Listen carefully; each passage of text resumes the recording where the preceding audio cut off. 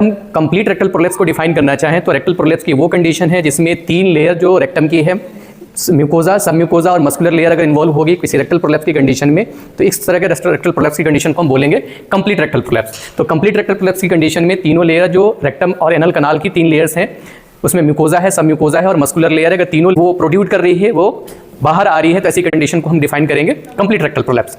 इसमें एक और कंडीशन है जिसके बिहाफ पे हम डिफाइन करते हैं कि कंप्लीट रेक्टल प्रोलेप्स है या पार्शियल रेक्टल प्रोलेप्स है। वो सेकंड कंडीशन है लेंथ ऑफ द प्रोलेप्स मास।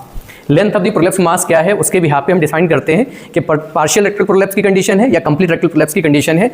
तो अगर प्रोलेप्स मास की लेंथ कितनी है, मोर देन 3.75 सेंटीमीटर, रफली आप इसको 4 सेंटीमीटर मान के चल सकते हैं। तो अगर रेक्टल प्रोलेप्स की लेंथ कितनी है, मोर देन 3.75 सेंटीमीटर है, तो ये कौन सी कंडीशन होगी, complete rectal prolapse. On an average हम बात करें तो रेक्टल प्रोलेप्स की कंडीशन में जो मास प्रोलेप्स करता है उसकी लेंथ कितनी होती है, 10 सेंटीमीटर। जो पैरामीटर के बिहाफ पे हम डिसाइड करते हैं कि कंप्लीट रेक्टल प्रोलेप्स है या पार्शियल रेक्टल प्रोलेप्स है, वो है लेंथ, और लेंथ क्या है 3.75 सेंटीमीटर से अगर कम लेंथ है प्रोलेप्स मास की तो वो पार्शियल रेक्टल प्रोलेप्स की कंडीशन है, अगर मोर देन 3.75 सेंटीमीटर है तो कंप्लीट रेक्टल प्रोलेप्स है। ठीक है, अगर हम बात करें कि रेक्टल प्रोलेप्स की 2 कंडीशन जो हमने डिस्कस किया है, एक है पार्शियल और सेकंड है कंप्लीट। तो अगर हम complete type of rectal prolapse की इंसिडेंस की हम बात करें तो ये लेस कॉमनर है as compare to partial rectal prolapse. आपसे अगर कोई क्वेश्चन पूछता है कि which condition of rectal prolapse is more common, so the answer is partial rectal prolapse. इसके अलावा ऑन पाल्पेशन क्या मिलेगा, ऑन पाल्पेशन जब complete type of rectal prolapse है तो जब आप मास जो प्रोट्यूड कर रहा है, जो बाहर आ रहा है, उसको आप पाल्पेट करेंगे with index finger and with the help of thumb, तो वहां आपको जो मास प्रोलेप्स हो रहा है वो 2 लेयर स्ट्रक्चर फील होगा। यानी वो स्ट्रक्चर किससे बना हुआ है, डबल लेयर स्ट्रक्चर से बना हुआ है, 2 लेयर स्ट्रक्चर बना हुआ है। जब लेंथ यहां जो कंप्लीट रेक्टल प्रोलेप्स की कंडीशन है वहां डबल लेयर होगा। ठीक है, अब ये कंडीशन जो आप इमेज देख रहे हैं ये खास तौर से एक बच्चा है जो स्क्वेटिंग पोजीशन में बैठा हुआ है। यहाँ होल जो सर्कमफ्रेंशियल डिसेंट यहाँ देख रहे हैं, सर्कमफ्रेंशियल डिसेंट, इस तरह के सर्कमफ्रेंशियल डिसेंट बेसिकली किस कंडीशंस को इंडिकेट करता है, कंप्लीट रेक्टल प्रोलेप्स को। तो अगर सपोज करिए आप किसी पेशेंट को आप एग्जामिन कर रहे हैं, उस दौरान आपको कोई प्रोलेप्स मास नहीं दिखाई देता, यानी रेक्टल प्रोलेप्स एविडेंट नहीं है, पर पेशेंट की हिस्ट्री ऐसी है जो ससेस कर रहा है किसके लिए, रेक्टल प्रोलेप्स के लिए। तो ऐसी कंडीशन में पेशेंट को आप स्क्वेटिंग पोजीशन में बिठा के उसको स्ट्रेन करने के लिए बोले, स्क्वेटिंग पोजीशन में, या इसको सिटिंग चेयर पोजीशन बोला जाता है। अगर इस पोजीशन में पेशेंट बैठता है तो अगर रेक्टल प्रोलेप्स की कंडीशन होगी तो जो रेक्टम या एनल कनाल होगा वो प्रोट्रूड करेगा, यानी जो मास पारेक्टली विजिबल नहीं हो रहा है वो फाइनली स्क्वेटिंग पोजीशन बिठाने के बाद वो विजिबल हो जाएगा। कंप्लीट रेक्टल प्रोलेप्स की कंडीशन में जो फाइंडिंग होती है, रेड एंग्री लुकिंग यहाँ पे म्यूकोजा दिखाई देगा, म्यूकोजा के साथ साथ यहाँ रेक्टम और रेक्टम की जो मस्कुलर लेयर है वो प्रोट्रूड करेगा, तो जो अपीयरेंस होगी वो डिफरेंट होगी फ्रॉम द हेमरॉइड। हेमरॉइड से अगर डिफरेंशिएट करना चाहें तो हेमरॉइड जो होता है वो प्लम कलर होता है, जबकि अगर रेक्टल प्रोलेप्स की कंडीशन होगी तो वहाँ जो मास प्रोलेप्स करेगा वो रेड इन कलर होगा। फीमेल के अंदर ये कंडीशन है जिसमें रेक्टल प्रोलेप्स भी है और यूट्राइन प्रोलेप्स भी है, दोनों ही कंडीशन को एग्जिस्ट कर रही है। क्लिनिकल प्रेजेंटेशंस की हम बात करेंगे कि अगर रेक्टल प्रोलेप्स की कंडीशन है तो क्लिनिकल प्रेजेंटेशन क्या होगा। तो सबसे पहले अगर हम क्लिनिकल प्रेजेंटेशन की बात करें तो वो क्लिनिकल प्रेजेंटेशन है मास पर रेक्टम की, यानी पेशेंट की कंप्लेन क्या होती है, मास पर रेक्टम की कंप्लेन होती है। पेशेंट ये कंप्लेन करेगा, उसको पर रेक्टली किसी भी स्लाइड एक्सर्शन एक्टिविटी के बाद भी पर रेक्टली एक मास प्रोट्रूड करता है, तो मास प्रोट्रूड करने की हिस्ट्री देगा पेशेंट, यानी मास प्रोट्रूड करेगा। इसके अलावा जो ऑन एग्जामिनेशन आप देखेंगे जो मास होगा सर्कमफरेंशियल डिसेंट होगा, उसका उस मास का सर्कमफरेंशियल डिसेंट होगा, और साथ साथ में इसकी कलर की हम बात करें तो रेड इन कलर होगा। इसके अलावा मास रिड्यूसिबल होगा, पेललेस होगा। तो ये कुछ खास फाइंडिंग है जो बेसिकली इंडिकेट करता है for the possibility of rectal prolapse. वो फर्स्ट कंडीशन ये है कि सर्कमफ्रेंशियल डिसेंट होगा, मास जो प्रोलेप्स कर रहा है रेड इन कलर होगा, मास रिड्यूसिबल होगा, पेललेस होगा। पेनफुल होने की कंडीशन अगर हम बात करें, पेनफुल होने की कंडीशन क्या हो सकती है, अगर प्रोलेप्स मास के अंदर या रेक्टल प्रोलेप्स की कंडीशन है वो इनकार्सरेटेड हो जाए। इनकार्सरेटेड होने का मतलब है उसकी ब्लड सप्लाई हैम्पर हो जाए या इन्फेक्टेड हो जाए। तो 2 ये कंडीशन है जो कॉम्प्लिकेशन की कंडीशन है। इन 2 कंडीशन में मास जो प्रोलेप्स हो रहा था रेक्टल प्रोलेप्स की कंडीशन में पहले पेनलेस था, वो बाद में पेनफुल हो जाएगा। तो रेक्टल प्रोलेप्स की कंडीशन अगर पेनफुल हो रहा है इसका मतलब है कॉम्प्लिकेशन डेवलप हो रहा है। कॉम्प्लिकेशन डेवलप होने के 2 पॉसिबिलिटी है, एक तो इनकार्सरेटेड चेंजेस डेवलप हो जाए, सेकंड कंडीशन है कि वो मास इन्फेक्टेड हो जाए। इसके अलावा रेक्टल प्रोलेप्स के साथ साथ कई बार यूट्राइन प्रोलेप्स की कंडीशन देखी जाती है फीमेल पेशेंट के अंदर। अगर अदर कंप्लेन की हम बात करें तो इस यहाँ फिकल इनकंटिनेंस हो सकता है, 75% केसेस के अंदर फिकल इनकंटिनेंस की कंप्लेन होती है। इसके अलावा डिस्चार्ज की कंप्लेन हो सकती है। डिस्चार्ज इस वजह से होगा कि डिस्ट्रक्शन ऑफ एनल स्फिंक्टर होगा प्रोलेप्स होने की वजह से, जिसकी वजह से कंप्लीट क्लोजर नहीं होता, तो जो म्यूकस डिस्चार्ज डेवलप होता है नॉर्मल कंडीशन में, जो ग्लैंड्स वहाँ प्रेजेंट है, क्रिप्टोग्लैंड्स प्रेजेंट है, जिसके नतीजे में वहाँ डिस्चार्ज डेवलप होता है, वो कंप्लीट क्लोजर नहीं होने की वजह से सिक्रीशंस बाहर प्रोट्रूड करेगा, और वो क्लिनिकल मैनिफेस्टेशन इस तरह से होगा कि पेशेंट कंप्लेन करेगा स्वेलिंग ऑफ अंडरगारमेंट्स का भी। इसके अलावा जो नेक्स्ट कंप्लेन हो सकती है वो है ब्लीडिंग पीआर की। ब्लीडिंग पीआर जनरली इस वजह से डेवलप होता है कि अगर लॉन्ग स्टैंडिंग केस है, लॉन्ग स्टैंडिंग केस यानी प्रोलैप्स की कंडीशन है, वो रिवर्ट बैक नहीं किया जाता, लॉन्ग स्टैंडिंग केस होगा। लॉन्ग स्टैंडिंग केस की कंडीशन में कंजेशन बढ़ेगा, वेनस रिटर्न हैम्पर होगा, कंजेशन होने के वजह से जो माइन्यूट कैपिलरीज होती है वो ब्लीड कर जाती है, तो ये भी डेवलप हो सकता है। तो ब्लीडिंग पर रेक्टम इस वजह से होगा अगर रेक्टल प्रोलैप्स की कंडीशन है और मास बहुत देर तक अगर प्रोलैप्स रहा है तो वहाँ वेनस रिटर्न हैम्पर होगा, साथ साथ में वेनस रिटर्न हैम्पर होने के साथ साथ वहाँ हाइपरीमिया क्रिएट होगा, ब्लड रिटर्न नहीं होता, ब्लड आता है ब्लड रिटर्न नहीं होता, तो वहाँ एक आप ये कह सकते हैं कि ब्लड प्रेशर बढ़ता है जो रिफ्लेक्ट होता है कैपिलरीज पे। कंजेशन बेसिकली कंजेशन की वजह से एक प्रेशर एक्सर्ट होगा और जिसके वजह से माइन्यूट कैपिलरीज वो ब्लीड करेंगे, जिसकी वजह से ब्लीडिंग पर रेक्टम की कंप्लेन भी हो सकती है। इसके अलावा सेप्सिस या इन्फेक्शन हो सकता है, डिस्चार्ज की कंप्लेन हो सकती है, फीवर हो सकता है, फीवर तब होगा जब वो इन्फेक्टेड हो जाएगा। एनीमिया की कंडीशन यानी अगर ब्लीडिंग है और ये लॉन्ग स्टैंडिंग केस है, मास पर रेक्टम की कंप्लेन हो रही है, प्रोलैप्स की कंडीशन है, साथ साथ में ब्लीडिंग हो रही है, तो ये रिजल्ट कर सकता है एनीमिया के अंदर।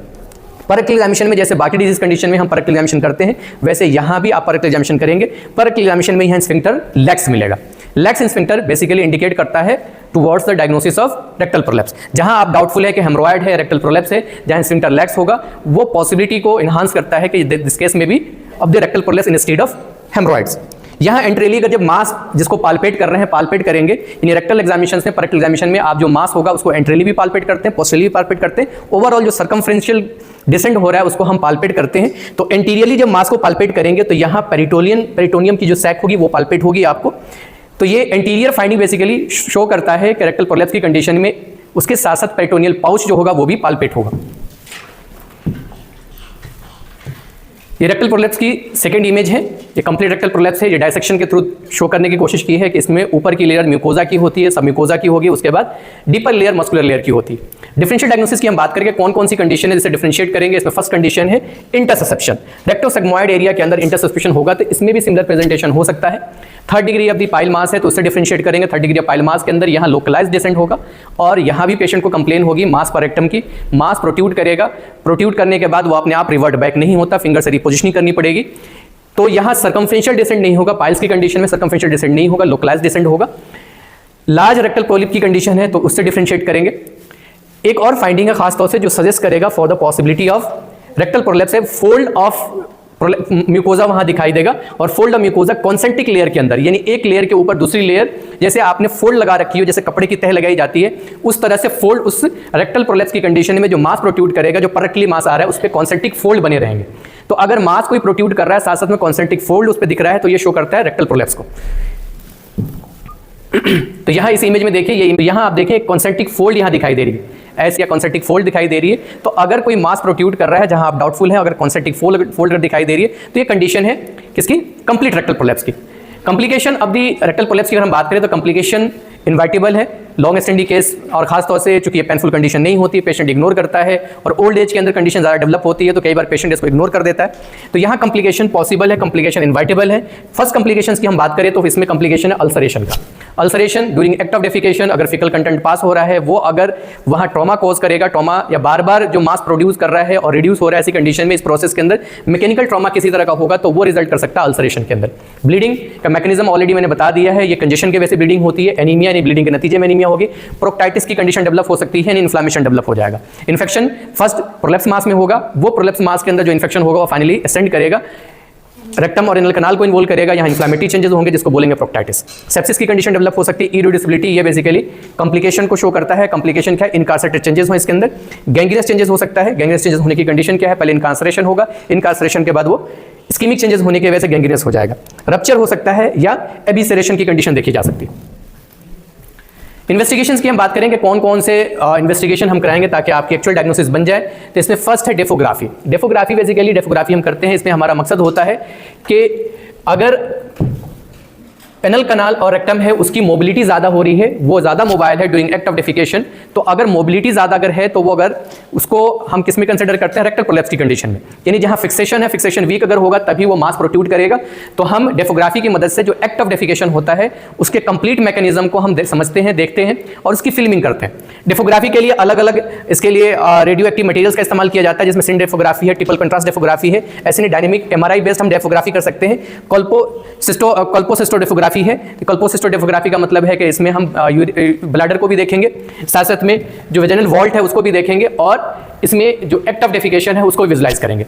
तो फर्स्ट जो हम ट्रेडिशनल डेफोग्राफी की बात करें तो यहाँ एक्सरे का इस्तेमाल करते हैं, ऐसे ही एमआरआई बेस्ड डेफोग्राफी कर सकते हैं। तो जो भी रेडियोलॉजिकल इमेजिंग टेक्निक्स हैं उनका इस्तेमाल करके हम डेफोग्राफी की प्रोसेस को कंप्लीट कर सकते हैं, या जो प्रोसीजर है उसके थ्रू इमेज जनरेट कर सकते हैं। डेफोग्राफी कुछ अदर कंडीशन के लिए भी हम कर सकते हैं, जिसमें मेगा रेक्टम की कंडीशन है, इनकंटिनेंस की कंडीशन है, फिकल इनकंटिनेंस है, उसको भी हम देखने के लिए, उसको डायग्नोस करने के लिए कर सकते हैं। नॉन रिलैक्सिंग प्यूबर एक्टिलिस मसल, ये स्लिंग बनाता है, प्यूबर एक्टिलिस मसल अगर रिलैक्स नहीं होता, ये कॉज हो सकता है कॉन्स्टिपेशन के लिए। तो अगर क्रोनिक कॉन्स्टिपेशन की कंडीशन है तो ऐसी कंडीशन में हम अब डेफोग्राफी की हेल्प ले सकते हैं कि कॉज अगर आपने रूल आउट किया पर कोई कॉज नहीं दिख रहा है तो पॉसिबिलिटी किसकी बढ़ जाती है कि जो रिलैक्सेशन होना चाहिए ड्यूरिंग एक्ट ऑफ डेफिकेशन, एक स्लिंग बनता है रेक्टोसिग्मोइड जंक्शन पे, एक स्लिंग बनता है। वो स्लिंग बेसिकली जो जब हम डेफिकेट नहीं कर रहे होते उस दौरान फिकल इनकंटिनेंस को प्रिवेंट करता है। तो अगर डेफिकेशन का जब एक्ट होता है, यहाँ प्यूबर एक्टिल मसल जो स्लिंग बनता है प्यूबर एक्टिल जंक्शन पे या रेक्टोसिग्मोइड जंक्शन पे, वो स्लिंग खत्म हो जाना चाहिए, रिलैक्स हो जाना चाहिए, ताकि एनल कनाल एक स्ट्रेट ट्यूब के अंदर कन्वर्ट हो जाए। तो कई बार जो नॉन रिलैक्सिंग प्यूबर एक्टिल मसल्स होने की वजह से वहाँ एक एंगल बना ही रहता है, जिसकी वजह से फिकल कंटिनेंस वो रिस्टोर नहीं होता, फिकल इवैक्यूएशन प्रॉपर नहीं होता, तो वो कॉज हो सकता है कॉन्स्टिपेशन का। तो कॉन्स्टिपेशन के सारे कॉज रूल आउट करने के बाद भी अगर कोई कॉज नहीं समझ में आता तो हम डेफोग्राफी की मदद ले सकते हैं, खासतौर से उन कंडीशन में जहां हम सस्पेक्ट कर रहे हैं कि नॉन रिलैक्सिंग प्यूबर एक्टिलिस मसल्स के वजह से कॉन्स्टिपेशन की कंडीशन है।